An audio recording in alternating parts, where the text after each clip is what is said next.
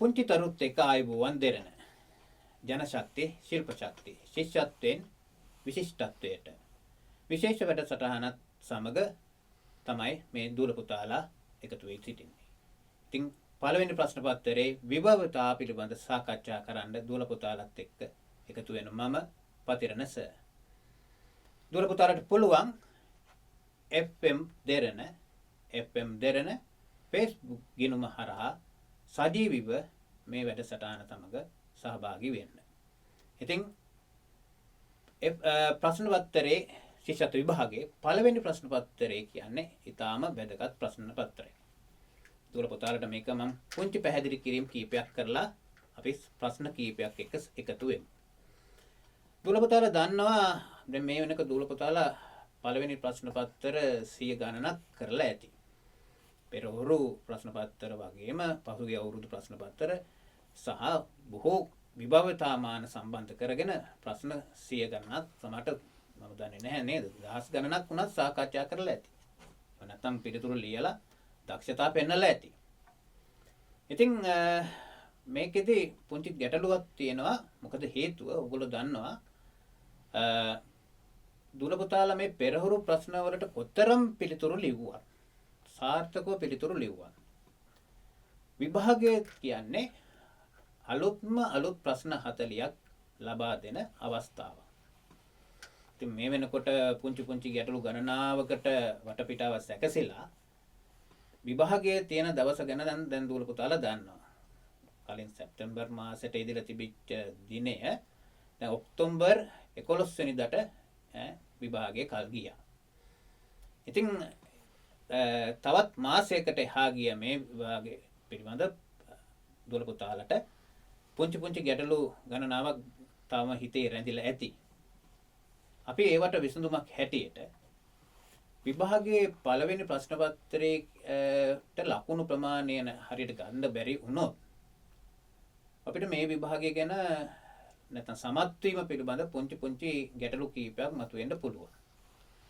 ඒ නිසා දුවේ පුතේ අපි ඒ ගැන පුංචි පැහැදිලි කිරීමක් කරලා ප්‍රශ්න කීපයක් එක්ක එකතු වෙමු.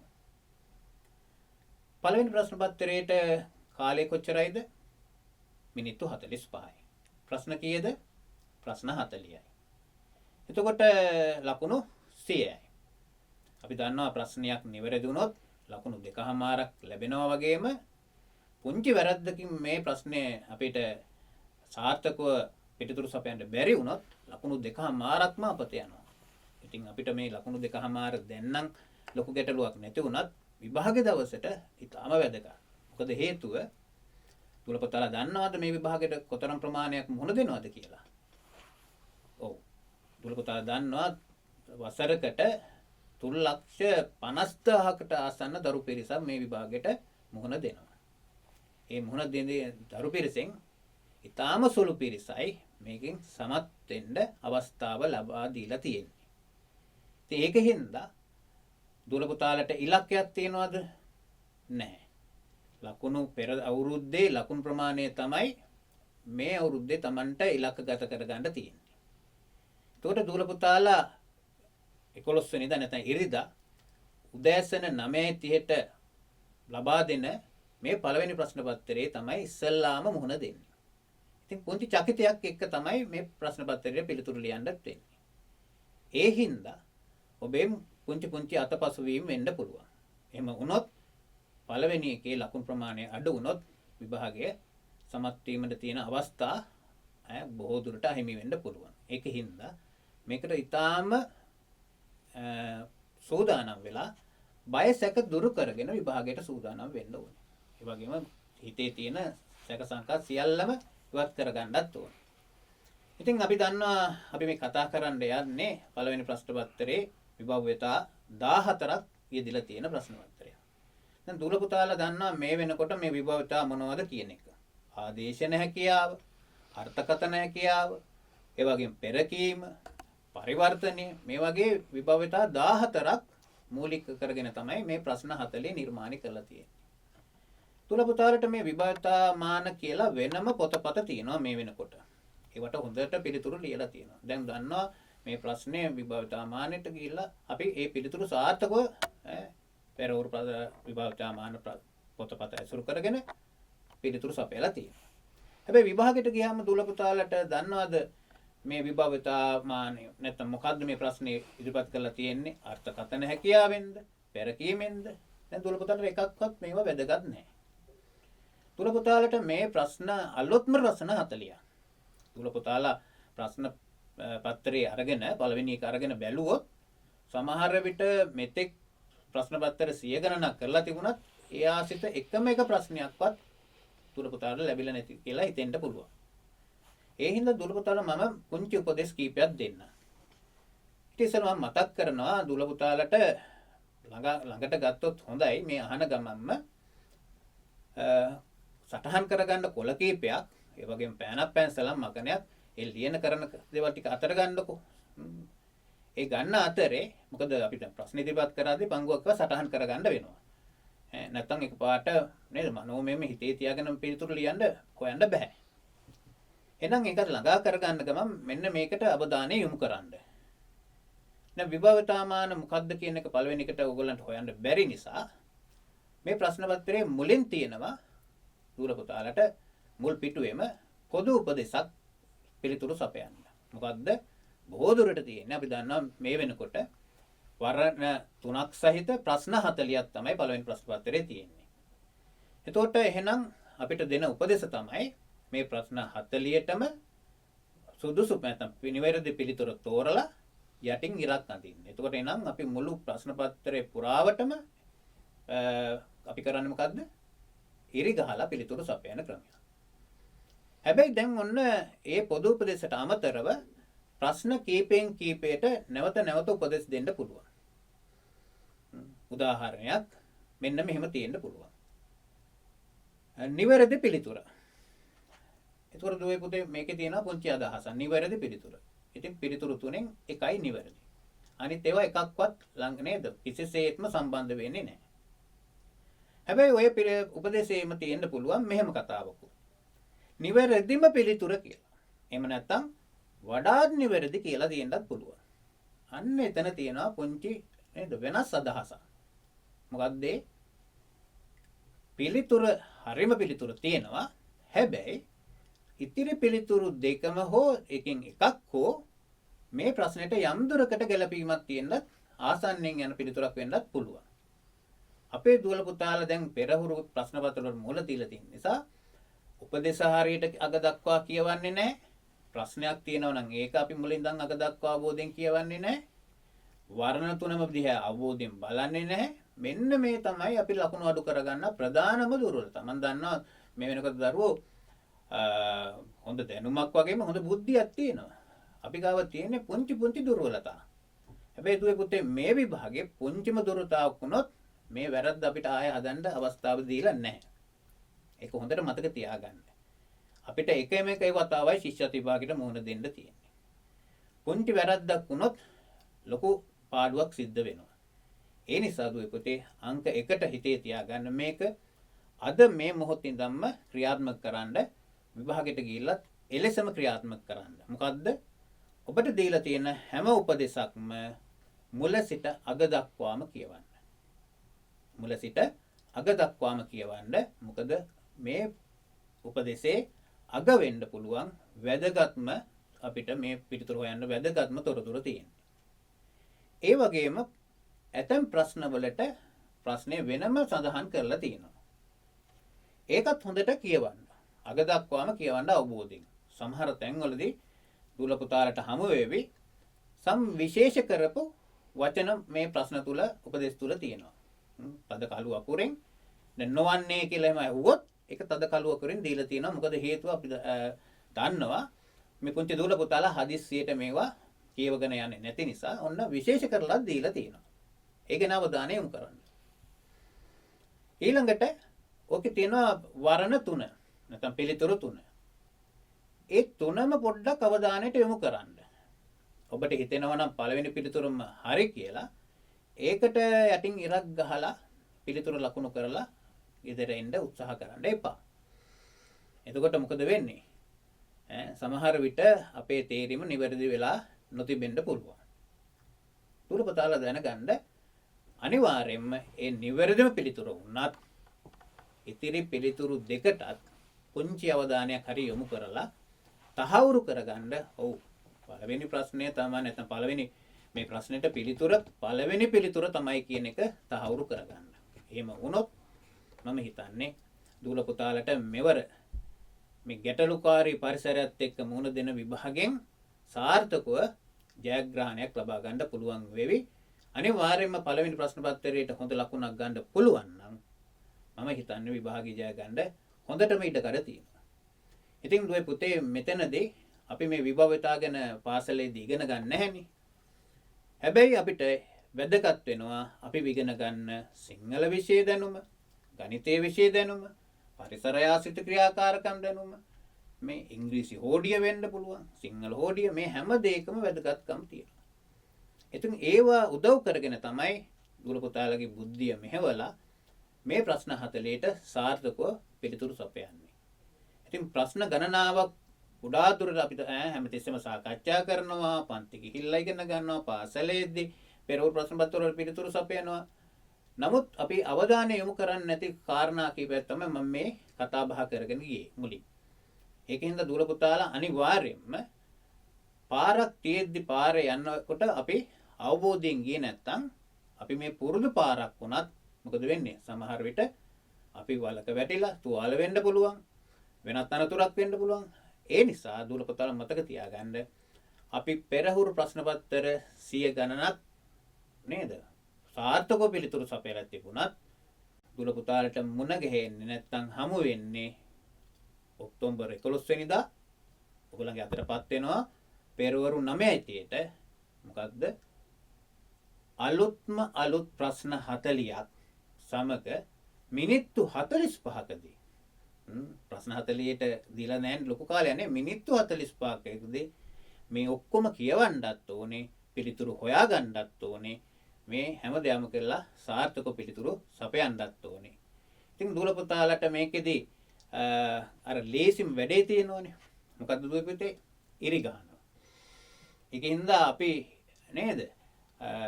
හිතු මතේට ඉරි ගහගෙන මිනිත්තු සමහර 20කින් 30කින් මේ ප්‍රශ්න ටික රිවර් කරලා පැත්තකට වෙලා වෙන වෙන දේවල් වලට අවධානය යොමු කරනවා. මම බොහොම ආදරෙන් ඉල්ලනවා දුර පුතාලගෙන් මේ වැඩේ නම් කරන්න උත්සාහ කරන්න එපා පුතේ. ඒකට මිනිත්තු 45ක් ලබා දීලා තියෙන්නේ ඔබට හිතලා පිළිතුරු සපයන්න. එහෙනම් මෙන්න මේ ගැන හිතලා අවධානය යොමු කරලා තව මාස 2ක් වගේ පුංචි කාලයක් තියෙන්නේ. ලැබෙන හැම ප්‍රශ්න පත්‍රයකටම පිළිතුරු සපයද්දී හොඳ අවධානයෙන් පිළිතුරු සපයන්න උත්සාහ කරන්න. ඒ පුරුද්ද ඇති කරගන්න. එදාට මම කරනවා කියලා හිතයි තියාගන්න නැතුව මේ පුරුද්ද ඇති කරගන්න මේ මාස දෙක පුරාවට සාර්ථකව ඔබට ජයග්‍රහණයකින් මේ විභාගය අවසන් කරන්න හැකියාව ලැබෙයි. ඉතින් එහෙනම් අපි මේ ප්‍රශ්න පත්‍රයේ පුංචියට මොනවද ප්‍රශ්න ඉදිරිපත් වෙලා තියෙන්නේ කොහොමද වෙන්නේ කියන එක සරලව ප්‍රශ්න කීපයක් එක්කත් එකතු වෙමු.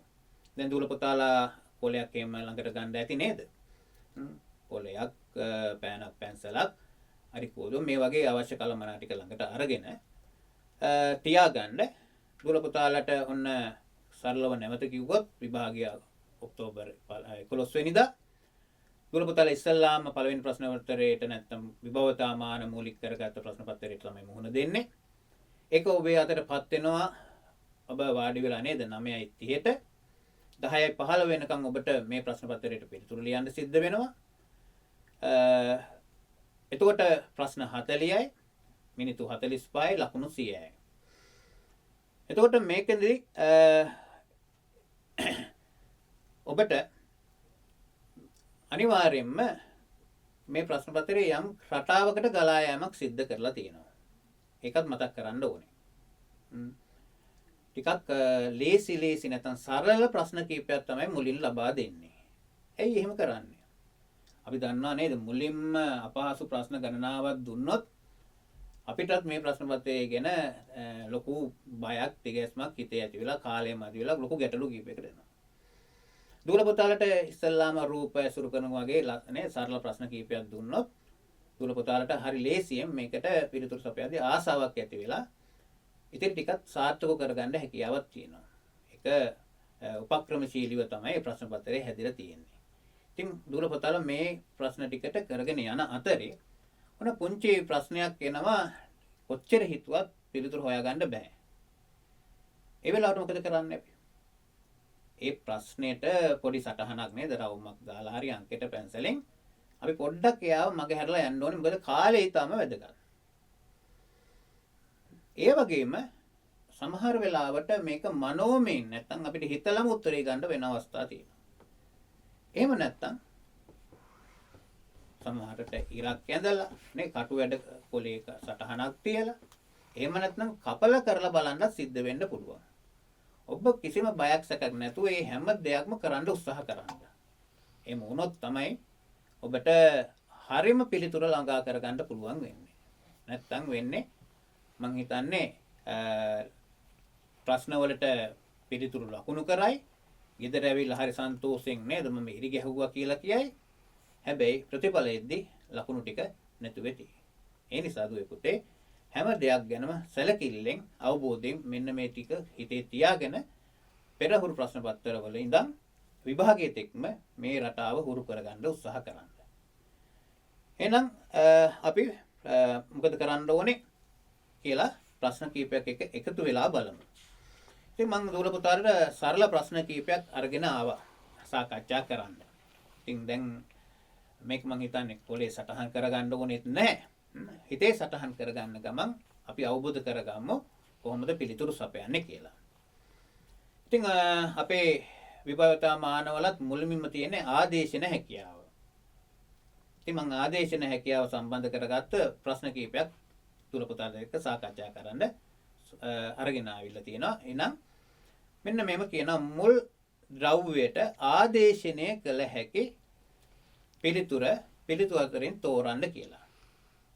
දැන් ආය නැවත ඉරි ගහන්න කියන්න ඕනේද මේක?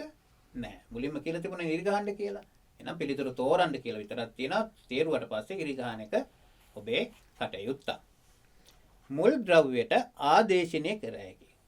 අපි ප්‍රශ්නයක් කියවලම තේරුම් ගනිමුකෝ. ඔන්න පළවෙනි ප්‍රශ්නෙට මුලින්ම දීලා තියෙන්නේ මොකද්ද? සපත්තු කියන වචනේ. සපත්තු. ඊට පස්සේ ඔන්න එකට දීලා තියෙන ආදේශන 3. නැත්නම් පිළිතුරු 3. පළවෙනි පිළිතුර ලේස්, දෙවෙනි පිළිතුර මේස්, තුන්වෙනි පිළිතුර සෙරෙප්පු. දැන් මෙන්න මෙහෙම ප්‍රශ්නයක් ඉදිරිපත් වෙන්න පුළුවන්. දැන් ওই සපත්තු කියන එකටම නේද? ගැළපෙන කිව්වොත් නෙමෙයි නැත්නම් ගැළපෙන කියලා කිව්වොත් ඔකේ වෙන අදහසක් තියෙන්නේ. හැබැයි මෙතන කියලා තියෙන්නේ මොකද්ද? ආදේශනය කළ හැකි. එහෙනම් අපේ ඔළුවට ටක් ගාලා එන්න ඕනේ මොකද්ද? අපි සපත්තු දාන්නේ ඇයි? ඔව් සපත්තු වලට ලේසුත් ඕනේ තමයි. ලේස් ගාලා ගැට ගන්න. සපත්තු වලට මේසුත් දාන. ඒතකොට මේ දෙකම පිළිතුරු දෙකම ගැළපීමක් තියෙනවනේ. නමුත් උපදේශයේ තියෙන්නේ මොකද්ද? ආදේශනය. එහෙනම් අපි සපත්තු දාන්නේ මොකටද? පාදයේ ආරක්ෂාව පතානේ. ඒක ලස්සනට දාන එක වෙනම කතාවක්. අපේ ආදේශනය මොකද්ද? අපි නැත්නම් මේ සපත්තු දාන්නේ අරමුණ මොකද්ද? පාදයේ ආරක්ෂාව. එහෙනම් අපිට මේස් පළඳගෙන විතරක් ආරක්ෂාව බෑ නේද? ලේසුත් බෑනේ. කොහෙත්ම බැරුව වෙනවනේ. එහෙනම් අපි මොකද්ද කරන්න ඕනේ? සෙරෙප්පු නේද හොඳම පිළිතුර. අන්න අපිට එහෙනම් වැදගත් වෙනවා. බලන්න අපිට මේ සෙරෙප්පු කියන පිළිතුර ගන්න නේද? හිතන්න වටපිටාවකුත් අපි දැනගන්න ඕනේ. අපිට සමහර වෙලාවට හිටපු ගමන්ම නේ සෙරෙප්පු ගහලා පිළිතුර හැටියට සකුණු කරලා ලකුණු ගත්ත වෙන්න පුළුවන්. නමුත් බුද්ධිමත් දරුවෙක් මේ ගැනත් හිතලා කටයුතු කරොත් ස්ථිරවම අපිට ඕනම ප්‍රශ්නයකට පිළිතුරු සපයන්න පුළුවන්. අපි තවත් ප්‍රශ්න කීපයක් මෙන්න මේ ඇසුරෙන් බලමු. ඔන්න තියෙනවා දෙවෙනි ප්‍රශ්නෙට මෙන්න මේව. බෝංචි තමයි මුල් වචනේ. ඊට පස්සේ පිළිතුරු 3 දෙනවා. ගස් ලැබු, ගොටුකල, මෑ. මෑ කියන එක දන්නව නේද? මෑ කරල් කියලාත් අපි කියනවා. බෝංචි තමයි මුල් වචනේ. පිළිතුරු 3 ගස් ලැබු, ගොටුකල, මෑ. එහෙනම් දැන් බලන්න ඕනේ බෝංචි කියන්නේ මොකද්ද? එළවලුවා. එතකොට ඔන්න ගස් ලැබු, ගොටුකල, මෑ. දැන් එළවලුවක් වෙනවද ගස් ලැබු? අපි බොලෝ දුරට ගන්න පළතුරක් හැටියට. ගොටු කළත් අපි නේද ව්‍යංජන හදනවා. නමුත් අපි ඒක සලකන්නේ ප්‍රධානම මොකද්ද? පලා වර්ගයක් හැටියට. එතකොට මෙතන වඩාත් සාර්ථකම පිළිතුර මොකක්ද වෙන්නේ? මෑ. එහෙනම් අපි උත්තරේ ලකුණු කරගන්නවා මොකද්ද? මෑ කියන තුන්වෙනි පිළිතුර. හැබැයි ඔතෙන් අපි මෑ දාන්නේ නැතුව ඇපල් කියන වචනේ දාලා තිබුණා නම් මෑ වෙනුවට අපි එතකොට මොකද තෝරගන්න සිද්ධ වෙන්නේ? අපි එතකොට කියනවාද එළවලුවක් නැහැ කියලා. අන්න ඒක තමයි පුතේ මෙතන තියෙන වෙනස. දැන් අපි තෝරගන්නේ අපිට හිතුමතේ නෙමෙයි. අපි හැමතිස්සෙම තෝරන්නේ ඕනේ මොකද්ද? ලබා දීලා තියෙන වර්ණ තුනෙන් වඩා නිවැරදි එකයි. අපේ දැනුම තියෙනවා ඔව්. ගොටුකොළ කියන්නේ ප්‍රධානව අපි සලකන්නේ පලා වර්ගයක් හැටියට. එහෙනම් මෙතන දැන් අපිට දුන්නේ ගස් ලැබුයි බෝංචි නේද? මුල් වචනේ දීලා ගස් ලැබු ඊළඟට ගොටුකොළ ඇපල් කියලා තිබුණා නම් ඔන්න මොකද වෙන්නේ? ඇපල් කියන්නේ පළතුරක්. ගස් ලැබුත් අපි සලකන්නේ අනිවාර්යයෙන්ම මොකද්ද? පළතුරක් හැටියට. එහෙනම් අපිට මෙදා සැරේ ඒ විදිහට දුන්නා නම් අපිට තෝරගන්න සිද්ධ වෙන්නේ මොකද්ද? ගොටුකොළ නේද? ඉතින් ඒ නිසා දුර පුතාලා හොඳට මතක තියාගන්න ප්‍රශ්නය සමග එතන මේ ආදේශනය කරන්න පුළුවන් වඩා සාර්ථකම එක එතන තියෙන වර්ණ තුනෙන් ලබා දීලා තියෙන වර්ණ තුනෙන් තමයි අපි තෝරගන්න ඕනේ. එහෙනම් අපි තවත් බලමු ප්‍රශ්න කීපයක් එවෙනේව. ඔන්න දීලා තියෙනවා මුලින් වචනය ඔසරිය කියලා. පිළිතුරු තුනට දෙන්නේ කලිසම, සාරිය, ගවුම. ඔව්. දැන් මේවා ඔක්කොම ඇඳුන්නේ නේ. ඔසරිය අඳින නේ දෙන්න නැත්නම් මේ ඔසරිය රෙද්දක්නේ අපි ඔසරිය හැටියට ඇඳින්නේ. ඉතින් කලිසමත් ඇඳුමක් තමයි. ගවුමත් ඇඳුමක් තමයි. ඒ ඔක්කොම නේද? කාන්තාවන්ටත් දැන් කලිසම අඳිනවානේ. ඉතින් ඒකින්ද ගැළපීම යම් දුරකට තියෙනවා. නමුත් අපිට ආදේශනීය හැටියට වඩාත්ම හොඳ පිළිතුර මොකද්ද? සාරිය. ඉතින් දුවලා පුතාලා මෙන්න මේ වගේ හිතුවම ඔන්න මං අර මුලින් කතා කරපු ප්‍රශ්නයකට සම්බන්ධ කරපු දෙවෙනි එක ගෙනල්ලා තියෙනවා. ඒකයි කියන්නේ මේ වගේ දේවල් නේද? අපි පුංචි වුණාට පොඩ්ඩක් හිතලා බලන්න තියෙනවා. එහෙම නොවුනොත් අපිට පුංචි අවස්ථාවකින් මේක අතපසු වෙන්න පුළුවන්. මුකුණු වෙන්න මුලින් වචනේ දීලා තියෙනවා. දැන් මුකුණු වෙන්න කියන්නේ දුර පුතාලා හොඳටම දන්නවා මොනවද? පලා වර්ගයක්. ඔන්න මේ දවස් සැරේ දෙනවා මුල් වචනේ බෝංචි. ඊළඟට ගොටුකොළ, අඹ. දැන් මේ තුනමත් නේද අපි ව්‍යංජන හැටියටත් පාවිච්චි කරනවා. අඹත් අපි නේද හදලා ගන්නවානේ. එහෙනම් මෙදා සැරේ අපි මුකුණු වෙන්න වෙනුවට බෝංචි තෝරගන්න පුළුවන්ද? බෑ. ඇයි ඒ? මෙදා අපිට මුකුණු වෙන්න මුල් වචනේ දීලා තියෙන්නේ පලා වර්ගයක්. එහෙනම් පිළිතුරු අතර පලා වර්ගයක් ඔන්න රැඳිලා තියෙනවා. මොකද්ද? ගොටුකොළ. එහෙනම් දුවේ පුතේ මෙන්න මේ වගේ ආදේශනීය වචනෙන් දෙන්න පුළුවන්. එහෙම නැත්නම් රූප මගින් දෙන්න පුළුවන්. උපදේශයේ තියෙනවා මුලට රූපයක් නෙවෙයි උපදේශයේ දෙනවා ආදේශනය කරන්න ඕනේ පිළිතුර තෝරගන්න කියලා රූපේ තෝරගන්න. අපිට දෙනවා රූප මගින්. ඔන්න අපි දුන්නා කියමුකෝ මෙන්න රූපය මුල් රූපය පාන් ගෙඩියක්. පාන් රාත්තලා. පිළිතුරු නැත්නම් වර්ණ තුනට දෙනවා ඇපල් ගෙඩියක්, රොටි, කැවුම්. මේ ඔක්කොම ආහාර. හැබැයි අපි පාන් කන්නේ කොයි වෙලාවටද පාන් කන්නේ? ඇයි කියන අපේ අරමුණක් තියෙනව නේද? එතකොට පාන් වෙනුවට ඇපල් කෑවා කියලා අපේ අරමුණ ඉටු වෙනවද? නැහැ. එතකොට කැවුම් කියන්නේ සාමාන්‍ය මොකද්ද? රස කැවිල්ල. අපි අන වෙලාවක් තියනවා නේද? අරමුණක් තියෙනවා. එහෙනම් මේ දෙකම ආහාරයක් වුණාට අපි දැන් පරිසරයේ ඔන්න දැනුම වැදගත් වෙලා තියෙනවා නේ.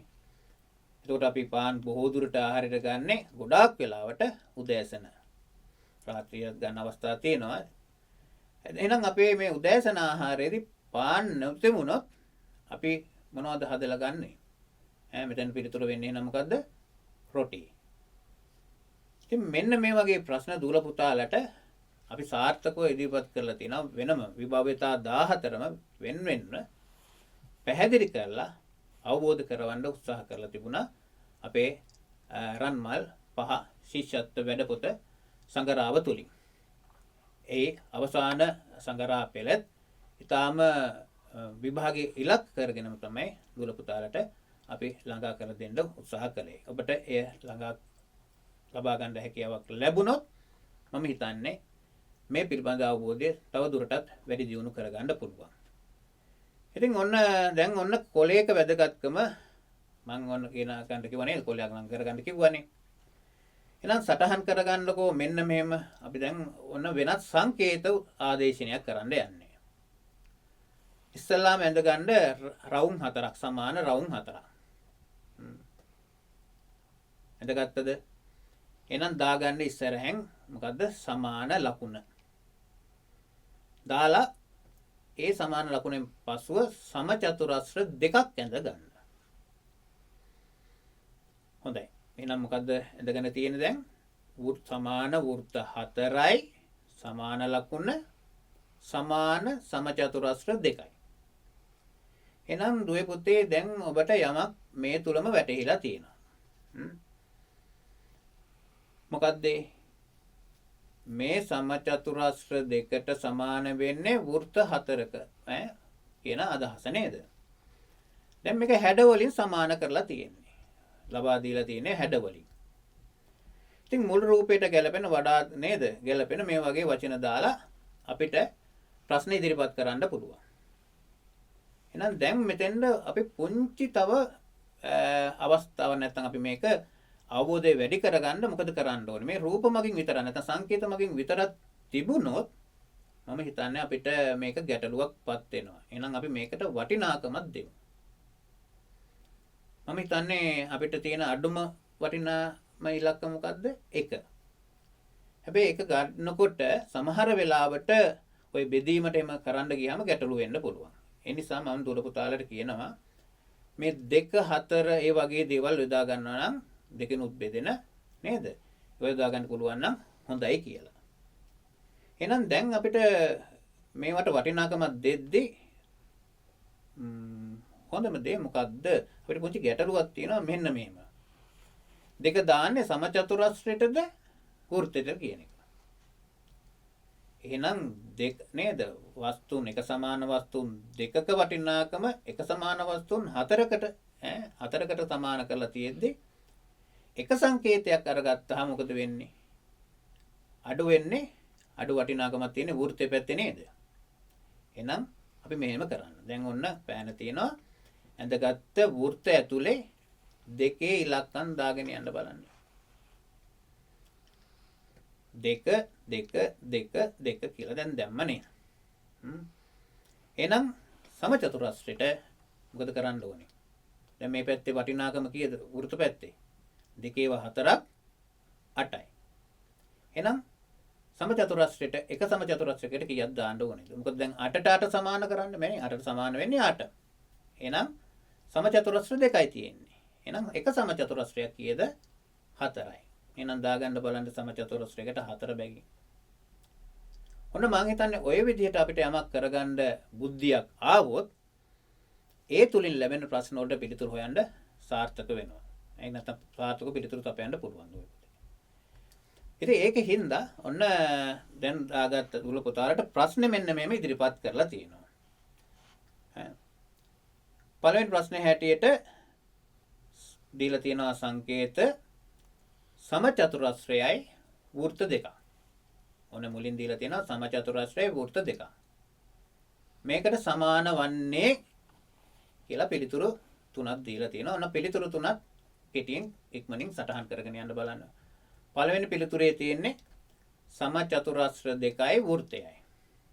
සමචතුරස්‍ර දෙකයි වෘත්තයයි. දෙවෙනි එකේ තියෙනවා සමචතුරස්‍ර දෙක. තුන්වෙනි පිළිතුරේ නැත්නම් තුන්වෙනි වර්ණයේ තියෙනවා වෘත්ත තුනක්. දැන් දූල පුතාලා මෙහෙම හිතන්නකෝ. අපි අර සංකේතම තියාගෙන කිසිම වටිනාකමක් සංකේතයට නොදී මේ ප්‍රශ්නෙට මුහුණ දෙන්න උනා නම් මොකද වෙන්නේ? අපි අර නේද අර අවස්ථාව දුන්නත් අපිට පොඩි ගැටලු ගණනාවකට මුහුණ දෙන්න වෙනවනේ මොකද්ද මේකට ගැලපෙන්නේ කියලා. හැබැයි දැන් පහසුයි මොකද හේතුව? දැන් බලන්න අපිට මුල් අවස්ථාවට දීලා තියෙන සමචතුරස්‍රයයි වෘත්ත දෙකටයි වටිනාකම දීගෙන යන්න බලන්න. එතන සමචතුරස්‍රය 4යි වෘත්ත දෙකට දෙක බැගින් දුන්නාම දැන් ඔන්න මුල් රූප තුනේ සම්බන්ධය කීයද? වටිනාකම 8යි. එහෙනම් වටිනාකම 8ක් ලැබෙන පිළිතුර තමයි තෝරගන්න තියෙන්නේ. මුලින් දීලා තියෙනවා සමචතුරස්‍ර දෙකකුයි වෘත්තයකුයි. දැන් 4යි 4යි 2යි කීයද? එතන වටිනාකම 10යි. දෙවෙනි එකේ සමචතුරස්‍ර දෙකයි. 4යි 4යි 8යි. තුන්වෙනි එකේ වෘත්ත 3. වෘත්ත 3ට එතකොට 2යි 2යි 2යි 6යි. දැන් ඊටාම පැහැදිලි නේද? මොකක්ද උත්තරේ? දෙවෙනි වර්ණේ නැත්නම් දෙවෙනි පිළිතුර නේද? ඔන්න දුව පුතේ පහසු වෙච්ච ක්‍රමේ. හැබැයි ඒකට අපිට නේද? හොඳ බුද්ධියක් තියෙන්න ඕනේ. අපි වෙන ඉක්මනින් කරගන්න ඕනේ. මොකද්ද? හැමතිස්සෙම මේ වගේ සංකේත දෙනවා නම් පුළුවන් තරම් දෙකෙනුත් බෙදෙන අඩුම වටිනාකම් සහිත අගයන් ටික මේකට එකතු කරගන්න. එහෙම කළොත් මම හිතන්නේ ඔබට සාර්ථකව පිළිතුරු සපයන්න පුළුවන්. අපි ඒකත් එක්ක බැඳි තවත් ප්‍රශ්නයක් මම මේ ඉදිරිපත් කරන්න. වෘත්ත 3ක් දෙනවා. නැවත අහනවා සමාන වන්නේ කියලා. සමාන වන්නේ වෘත්ත 3යි. පළවෙනි පිළිතුරට දීලා තියෙන නැත්නම් වර්ණයට දීලා තියෙන්නේ වෘත්තයක් සමචතුරස්‍රයක් වෘත්තයක්. දෙවෙනි එකේ දීලා තියෙනවා සමචතුරස්‍රයක් වෘත්තයක් සමචතුරස්‍රයක්. තුන්වෙනි වර්ණය නැත්නම් තුන්වෙනි පිළිතුර දීලා තියෙනවා සමචතුරස්‍රයක් හා සමචතුරස්‍ර භාගයක්. ඔන්න බලන්න. එහෙනම් දැන් අපි ආයෙත් අර තැනට එන්න ඕනේ. මොකද්ද? වටිනාකම හොයාගන්න ඕනේ. එහෙනම් මුල් රූපෙට දීලා තියෙන වෘත්ත තුනේ වටිනාකම කීයද? 2යි 2යි 2යි 6යි. එහෙනම් දැන් 6ට තමයි සමාන වෙන අවස්ථාව තෝරන්න ඕනේ වර්ණ තුනේ. දැන් පළවෙනි පිළිතුරේ තියෙනවා වෘත්ත 2යි සමචතුරස්‍රයයි. එහෙනම් කීයද? 2යි 2යි 4කුත් තියෙනවා නේ. එහෙනම් කීයද එතන 8යි. අපි එතන නේද විභාගෙට ගිහිල්ලා වුණත් කමක් නැහැ පෙන්සලෙන් පොඩිවට 8 දාගන්න. ඒකට හොයාගන්න පුළුවන් වෙන්නේ. දෙවෙනි එකේ ඔබට තේරෙනවා නේද? මෙතන නම් වටිනාකම වැඩි. මොකද පළවෙනි ප්‍රශ්නෙටත් ඔය හා සමානව පිළිතුරක් ඇවිල්ලා තිබුණා. සමචතුරස්‍ර දෙකක් ගියද 4යි 4යි 8යි 2යි 10ක්ම තියෙනවා. හැබැයි අවසාන වර්ණය නැත්නම් අවසාන පිළිතුරේ තියෙන්නේ සමචතුරස්‍රයකුයි සමචතුරස්‍ර භාගයකුයි.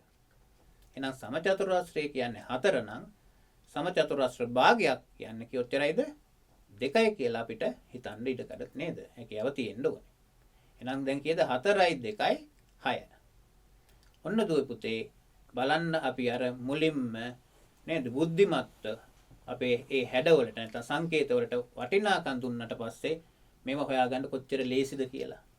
මම මේ ප්‍රශ්න ටික සාකච්ඡා කරන්න පැහැදිලි කරගන්න ඔයගොල්ලන්ට පුංචි කාලයක් ගත්තට ඔයගොල්ලන්ට මෙහෙම කරගත්තොත් විභාගෙදී නේද බොහොම ඉක්මනින් පිළිතුරු හොයාගන්නත් පුළුවන්. හැබැයි මම දුරපතර පුංචි අවවාදයක් නැවත කරනවා. මොකද්ද? ඉක්මනින් කියලා හදිස්සි වෙලා පිළිතුරු සපයන්න එපා. මේ වගේ වර්ණ තුන ගැනම අවධානය යොමු කරලා පිළිතුරු හොයාගන්න. එහෙනම් මේ ප්‍රශ්නෙට පිළිතුරු කීවෙන එකද? සමචතුරස්‍රය සමචතුරස්‍ර භාගයයි සහිත තුන්වෙනි පිළිතුර නැත්නම් තුන්වෙනි වර්ණය. ඉතින් දුවේ පුතේ මෙන්න මේ වගේ අපිට නේද තවත් ගොඩාක් ප්‍රශ්න මේ ආදේශනය කියන කොටසෙන් ඉදිරිපත් කරන්න පුළුවන්. හැබැයි විභාගෙට ආදේශනය විතරක්ම නෙමෙයි. දැන් දුවල පුතා දන්නෙත් නැහැ කිව්වනේ නේද? ආදේශනය මොකද්ද කියලා නෑ. අපිට වැදගත් වෙන්නේ මොකද්ද? ප්‍රශ්නයයි උපදේශයි වර්ණ තුනයි. ඒක මේවා ඔක්කොම කියවලා බලලා හොයලා බලලා අපි පිළිතුරු හොයාගන්න ඕනේ. ඉතින් මෙතනදී ඔන්න අපිට තව ප්‍රශ්න කීපයක් දීලා තියෙනවා. අපි දැන් වචනෙට සම්බන්ධ කරලා මේ සංකේත කරදර ලියා ඇති අවස්ථාව වන්නේ ඔන්න ලියා ගන්න මොකද්ද වැඩි විස්තර ඕනේ නැහැ කරදර කියන වචනේ ලියා ගන්න පළවෙනි පිළිතුර ලියා ගන්න 2456 දෙවෙනි පිළිතුර ලියා ගන්න 4565 තුන්වෙනි පිළිතුර ලියා ගන්න 3435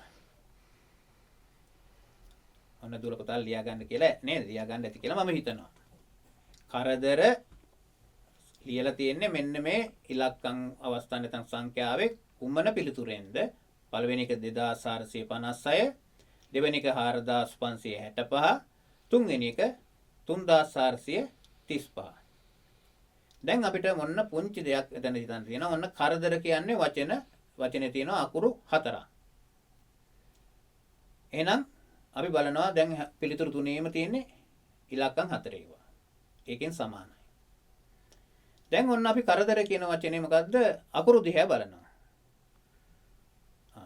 තියෙනවා එකම අකුර දෙවතාවක් ඉදිලා ඔන්න අපිට ඒක වැදගත් මොකද්ද රයන්න දෙපාරක් ඉදිලා තියෙනවා හැබැයි උන් පළවෙනි පිළිතුරේ තියෙන එකේ නම් ඉලක්කම් 4ක් වුණාට එකම ඉලක්කම දෙපාරක් ඉදිලා නැහැ 2යි 4යි 5යි 6යි ඔන්න අපිට යාව ඉවත් කරගන්න හැකියාව ලැබුණා නේද දුවේ පුතේ එහෙනම් ඔන්න අපිට පහසුවක් සැලකුණා නේද මුලින්ම යාව අයින් කරගත්තා හැබැයි දෙවෙනි එකයි තුන්වෙනි එකයි අර බලපුවම දෙකේම තියෙනවා එකම ඉලක්කම දෙවතාවක් ඉදිලා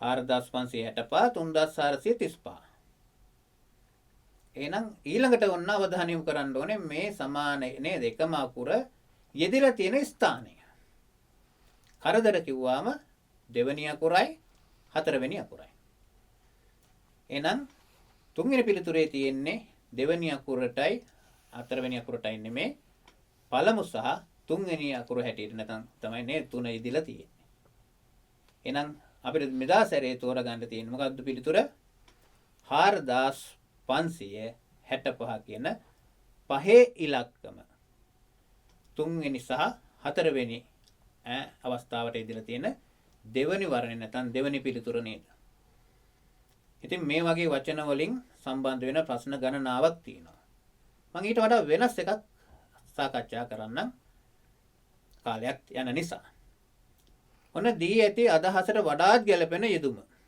ඔන්න මේක වැදගත් වෙනවා සිංහල දැනුමත් එක්ක නේද කරදරයකටපත් අයෙකු ඊට වඩා කරදරයකටපත් වීම කරදරයකටපත් කෙනෙකු ඊට වඩා කරදරයකටපත් වීම පළවෙනි වර්ණය දීලා තියෙන්නේ බල්ලාගේ වැඩේ බූරුවා බාරගත්තා වගේ දෙවෙනි පිළිතුර නැත්නම් වර්ණය ගහෙන් වැටුණු මිනිහට ගොනා යන්න වගේ තුන්වෙනි එක කබලෙන් ලිපට වැටුණා වගේ හැබැයි පළවෙනි පිළිතුරේ නම් අපිට ගැළපීමක් නැහැ කියලා නේද හොඳටම දැනෙනවා හැබැයි දෙකද තුනද කියලා පොන්චි ගැටලුවක් තියෙනවා සමහර විට දූල පුතාලා කලබලයට දෙවෙනි පිළිතුරට ගන්න පුළුවන් හැබැයි අපිට ප්‍රශ්නේ සඳහා දීලා තියෙන අදහස මොකද්ද කරදරයකටපත් අයෙකු තවත් කරදරයකට නෙමෙයි එහෙම වුණා නම් ගැළපෙනවා දෙවෙනි පිළිතුර එතන විශේෂ වචනයක් තියෙනවා මොකද්ද ඊට වඩා එහෙනම් දුවේ පුතේ ගහෙන් වැටුණු මිනිහට ගොනා යන්න වගේ කියන්නේ කරදරයකටපත් කෙනෙක් තවත් කරදරයකටපත් වුණාම කියන අවස්ථාව එදුම එහෙනම් දැන් කබලේ ඉන්නකොට අපි රත් වෙනවා විතරයි නේ හැබැයි ලිපට වැටුණොත් මොකද වෙන්නේ පිච්චිලාම යන්න පුළුවන් එහෙනම් කබලේ ඉන්නවට වඩා ලිපට වැටෙන එක නේද වැඩි අවදානමක් නම් වැඩි කරදරයක් නම් අපිට මෙතන පිළිතුර හැටියට ගන්න තියෙන්නේ මොකද්ද කබලෙන් ලිපට වැටුණා වගේ කියන තුන්වෙනි වර්ණය නැත්නම් තුන්වෙනි පිළිතුර ඉතින් මෙන්න මේ වගේ නේද පුංචි වුණාට මේ ප්‍රශ්න තුල තියෙන සැඟවිලා තියෙන දේවල් ඊටාම වැදගත්. ඒ වැදගත් දේවල් ගැන අපි පුංචියට තකන්න හොඳ නැහැ.